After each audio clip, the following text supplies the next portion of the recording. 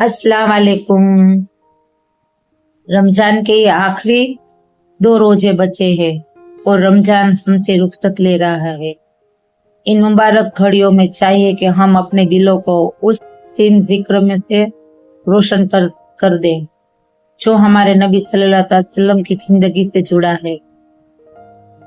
आज हम उनके बचपन का वो वाकया सुनाएंगे जब उनके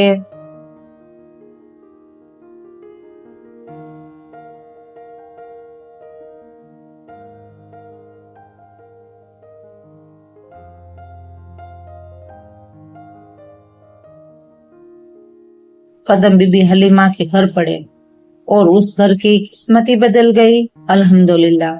बीबी हलीमा शादिया रदियल्लाहु ताला फरमाती है कि जब वो मक्का आई तो उनकी हालत बहुत कमजोर थी।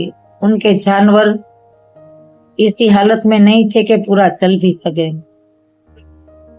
वो चलते थे तो सबके पीछे रह जाते थे कपलों में। लेकिन जैसे ही हलीमा ने प्यारे नबी सल्लल्लाहु अलैहि वसल्लम को अपनी गोद में लिया, उनकी गोद बरकत से भर गई। रास्ते में जो ऊँटनी चल भी नहीं पाती थी, वो अब सबसे आगे चलती और सबसे तेज दौड़ने लगी। और ये देखकर सब हैरान थे कि क्या ये वही ऊँटनी है जो इतनी कमजोर थी। जो वो अपने घर पहुंची तो उनकी बकरियां जो बिल्कुल दूध नहीं देती थी, उनके थन दूध से भर गए। अल्हम्दुलिल्लाह। और पूरा घर नूर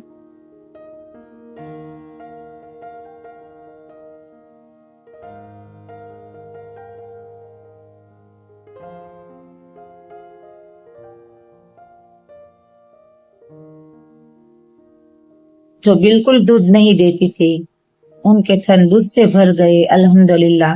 और पूरा घर नूर और बरकत की खैरो बरकत से रोशन हो गया। ये हमारे प्यारे नबी सल्लल्लाहु अलैहि वसल्लम के कदम मुबारक का सब मुआजिजा था। और मेरे प्यारे नबी सल्लल्लाहु अलैहि वसल्लम अल्लाह के प्यारे महबूबे क्यों ना होता। मेरे नबी खुद में ही एक बड़ी शान थे।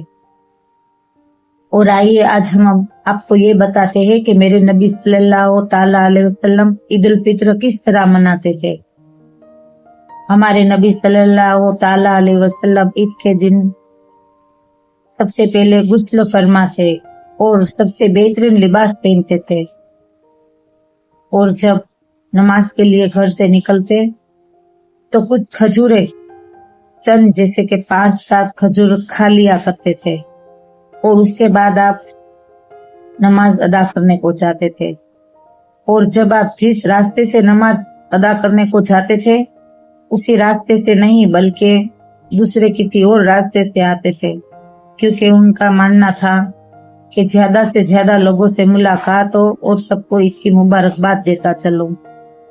और रास्ते में जितने भी गरीब मिस्किन मिलते थे, उनसे भी मिलते थे, उनको भी सल्लल्लाहु ताला अलैहि वसल्लम गले लगाकर ईद की मुबारकबाद देते थे। इससे हमें ये पता चलता है दोस्तों कि ईद का दिन सिर्फ हमारे लिए खुशी का नहीं होता, बल्कि ईद के दिन सही खुशी तो वो कहलाती है जब हम किसी गरीब को, किसी मासूम को, किसी यतीम को गले से लगाए और कुछ उसको मदद कर दे, जैसे कि कोई कपड़ा, पैसा या खाने पीने की चीज वगैरह, जिससे वो खुश हो जाता है। अगर वो खुश होगा तो यकीनन हमारा अल्लाह भी हमसे खुश हो जाएगा।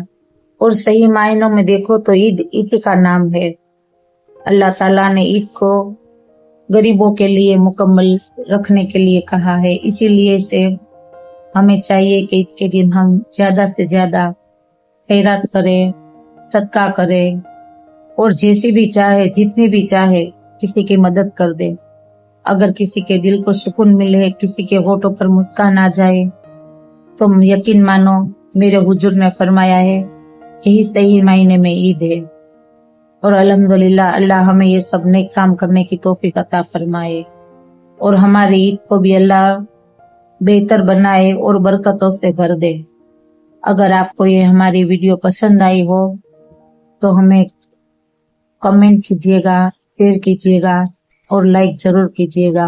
اور ہاں ہمیں بھی اللہ یہ نیک توفیق عطا فرمائے کہ ہم بھی ہمارے نبی صلی اللہ تعالی علیہ وسلم کی بہترین زندگی کے راستے پر جو انہوں نے بتائے ہم چلیں اور اپنی زندگی کو بھی روشنی سے اور عبادت سے بھرتے چلے. اللہم آمین.